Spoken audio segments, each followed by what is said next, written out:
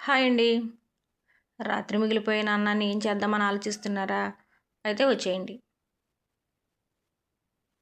నేనైతే కమ్మటి వామ్ రైస్ తయారు చేసేస్తున్నాను. ఏదైతే మాకు రాత్రి మిగిలిపోయిందండి.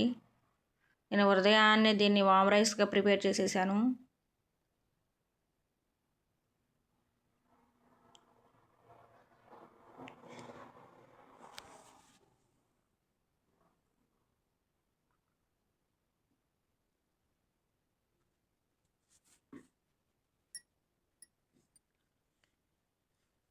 వాము వాతాన్ని హరిస్తుందండి.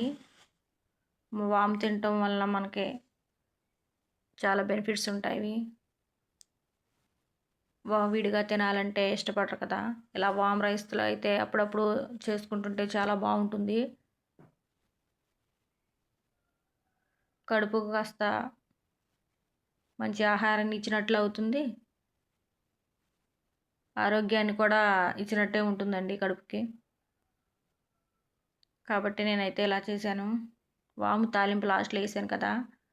చక్కది కాస్త మగ్గనిచ్చేసి మనం రైస్ కలిపేసేసుకొని సన్నటి సెగ మీద పొగలొచ్చిందాక ఉంచేసుకొని దింపే ముందు ఇట్లా నిమ్మప్పు జలుపుకొని దించేసుకుందామండి.